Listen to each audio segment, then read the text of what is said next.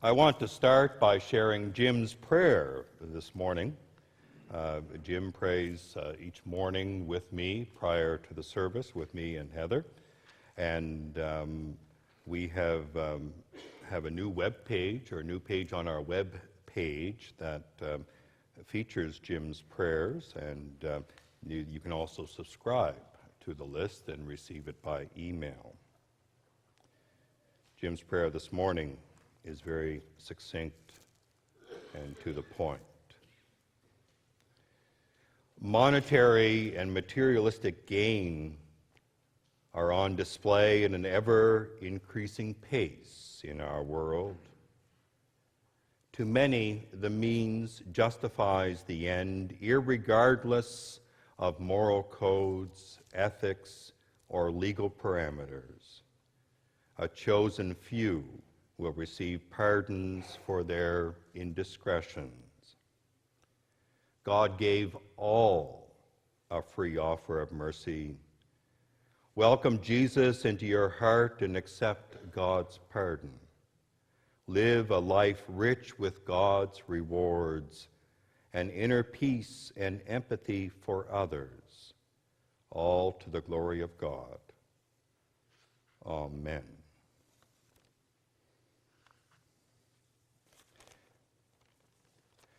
I struggled with today's message, and especially with the children's time, on how do you convey a longing for something more, or at least something that is fairly priced. Water, milk, honey, wine, all with a cost that we often don't see, and especially with the little ones. How do you talk about what this costs? Unless you do it just after you've paid all the bills that month, or especially the water or the power bill. And I seem to remember Dad going around the house after he had done that, turning off lights and muttering something like, "Money doesn't grow on trees." And how many of us have turned into our parents?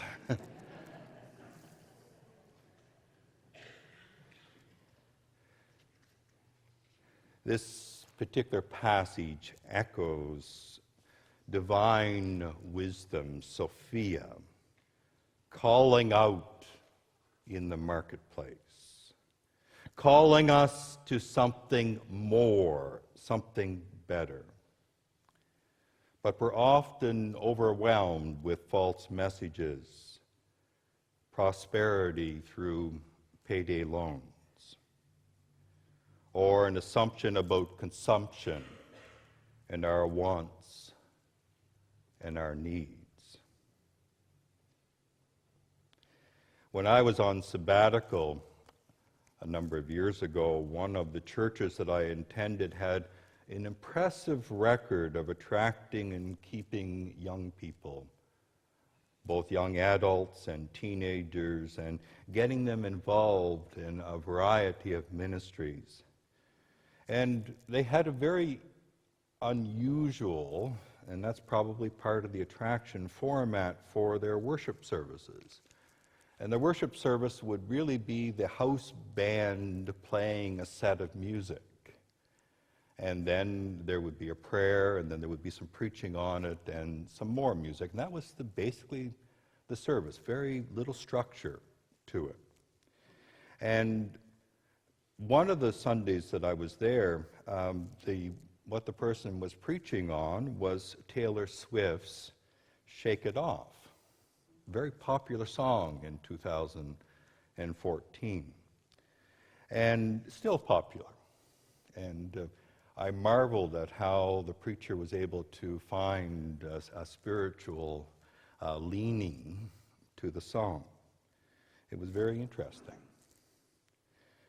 And I wonder what we might do today with a song by Ariana Grande, "Seven Rings." In 2019, Seven Rings has held the #1 spot on the Billboard Hot 100 for 6 non-consecutive weeks. It's climbed to the top position on pop charts in Australia, Canada, the Czech Republic, Estonia, Finland, Greece, Hungary, Iceland, Ireland, Israel, Malaysia, New Zealand, Norway, Portugal, Scotland, Singapore, Slovakia, Sweden, Switzerland, and England. It's in the top 5 in Australia, Belgium, Denmark, France, Germany, Italy, Mexico, Spain, and Venezuela. 7 Rings also set the record for the most streams in 1 week, 16.9 million. Has anyone listened to 7 Rings? You've heard it? Okay. Go have a look at the video when you get home. We don't need to see it right now, Annie. We would have to put a warning on it. The children have left, but we'd have to put a warning on it. But the lyrics are interesting. They describe someone who believes that money can solve all of their problems. They go to the Blue Blocks Cafe at the Tiffany Jewelry Store for breakfast. Breakfast at Tiffany's on Fifth Avenue. It was the first ever retail dining concept restaurant. And in 2019, if you go to Tiffany's, a typical breakfast will cost you $32 per person US. However, in this song, the shopper in 7 Rings brags that they have also bought bottles of bubbles and at least 2 bottles of champagne and some other things, and the cost in the song is between 70 and 130 million US. Expensive breakfast. The song's protagonists boast about buying diamonds, getting their eyelashes done, decorating their neck and hair with jewelry, buying houses and a jet. Their God is retail therapy, and their mantra is, and it's a catchy mantra, I see it, I like it, I want it, I got it. I see it, I like it, I want it, I got it. In the video, Ariana pours bottles of wine over the heads of her friends. In The Atlantic, Spencer Kornhaber writes about the inspiration for this song. Grande had been engaged to comedian Pete Davidson, who is on Saturday Night Live. And after calling off their engagement, she went with 6 of her best friends to Tiffany, her posse, to Tiffany's. Got drunk on champagne and brought everyone her own engagement ring. It's a tale of mega wealthy indulgence that's both charming and sad. A combination that Grande tactically acknowledges with this song. She's bragging, not apologizing, about doing something wasteful and empowering rebellion, supposedly. Some in the media have suggested that 7 Rings is the woman's empowerment anthem. It's not just that in our culture. A very popular film last year, Crazy Rich Asians, focuses on this sense, I see it, I like it, I want it, I got it. 2nd Isaiah is associated with the end of Babylonian control in the mid-6th century before the Common Era. It is right around the time that Cyrus takes control of the region under the Persian Empire, and Babylonia is diminishing and Persia is on the rise. Now the exiles from Israel who were captured and who were taken into exile in Babylon, and some stayed, but most of the leadership went into exile, and it was a policy of assimilation. And life in Babylon, although we hear some of the things, how do I sing the Lord's song in a strange land by the rivers of Babylon, and all those things. And there's a lot of credit that's given for the priests who have been able to save and re-enliven the religion after this horrific destruction. And there's more than a generation that have gone off to exile.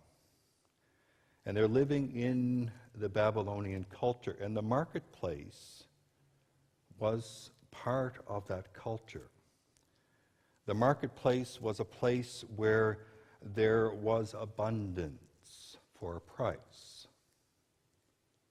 Abundance for a price. And at the end of what's second Isaiah, and this is the very last chapter before we move into third Isaiah, but the end of second Isaiah, so this is the end of the exile. We have this hymn that talks about returning, rebuilding, resettling, and seeing things differently than the simple marketplace. Throughout second Isaiah, water had powerfully symbolized God's provision for them. And in the final chapter of this part of the book, God's opening words are about bounty. Imagine not only as water, but as wine, as milk, as fine food. It's extended to all who will come and take, all who will return. It alludes to the image of Judah being a land of milk and honey. This underlies the invitation. And it's against the backdrop of this book that we read in the book of Lamentations. And that's the counterpoint to Isaiah's vision, is that this invitation to the feast burns even more brightly because of what we hear in Lamentations. And Lamentations is usually thought to be those who remained in Jerusalem, who remained in the country after the exile, and their poverty was extreme. The people complained about the high cost of necessities that had once been free. We must pay with money for the water we drink. The wood we get must be bought. Literally, they bring our wood for a price. So it was a thriving economy from the Babylonians moving into this conquered area, in which they sold everything for a price. Second Isaiah, by contrast, announces free access first to water, and then more extravagantly to milk and wine, reutilizing several terms found in the lament. Notably, water and money and price are the themes that go over and over in this passage. And instead of overspending for basics, as they have been forced to do under Babylonian rule, the audience is invited to reinvest themselves in a land where, thanks to welcome political changes, they may once again enjoy necessities and more. That's the invitation. The reality is it takes a generation for them to come back and to rebuild and to rise above the poverty that is there. Isaiah's opening invitation to delight in abundance seems rather counter-liturgical in the season of Lent. I mean, typically we talk about giving things up for Lent. of doing less, not more. Our spiritual disciplines are usually about fasting and shedding those things that take us away from God, not adding this abundance. Interesting. And on this third Sunday in Lent, the prophet's call to attention, and June talked to me before the service, she said, can I use a different word? I don't really want to start with ho. I said, no. Ho. It's an exclamation mark at the beginning of a sentence. It is appropriately jarring for the listener's ear. It is something we are to pay attention to, highlighting the prophet's call to bask in a God's abundance, to eat, drink, and be satisfied beyond measure. A wonderful invitation. And the most meaningful and fulfilling Lenten journeys, however, include an encounter with God's abundant mercy, grace, and forgiveness. After the prophet strikes the vision of God's bounty so beautifully, the proclamation to follow turns to repentance, to turning back to God, to being restored to life. The people in exile are called to turn away from the lure of the secure material future in Babylon and to seek after the lush spiritual reality offered in the sure and steadfast love of God. And we've been touching on these themes in spirituality and midlife and beyond. Isaiah's banquet of food and drink becomes a table overflowing with mercy and with forgiveness for all of those who return to the Lord. The Lenten message is return, restore, repent. These are the themes. The prophet Isaiah spoke to a people living in exile and confronted with the temptation to allow the ways of the dominant culture and the ruling empire, the ways of the material gain and comfort to permeate their lives and religious tradition. I wonder, are they the only people guilty of that temptation? Are they?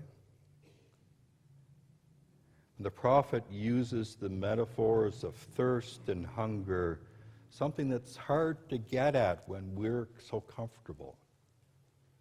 But metaphors of thirst and hunger to evoke the most basic of human experiences, to help his listeners connect with what is essential to being the people of God. Isaiah strives to help his listeners find themselves in an overwhelming world of change, reminding them that God's blessings are not ones that can be purchased in the marketplace or traded at the gates, but are bought with devotion and with humility. We may not long for breakfast at Tiffany's, but we're often overwhelmed by the messaging and the ideology that permeates our culture. Lent is a time to consider the alternative reality offered by our faith. And may the words of the prophet, though starting out quite jarringly, ring in our ears and our living. Ho! Everyone who thirsts, come to the waters, and you that have no money, come buy and eat. Come buy wine and milk without money and without price. Why do you spend your money for that which is not bread, and your labor for that which does not satisfy? Listen carefully to me, and eat what is good. Delight in yourselves in rich food. Incline your ear and come to me. Listen so that you may live. Seek the Lord while the Lord may be found. Call upon the Lord while the Lord is near. Amen.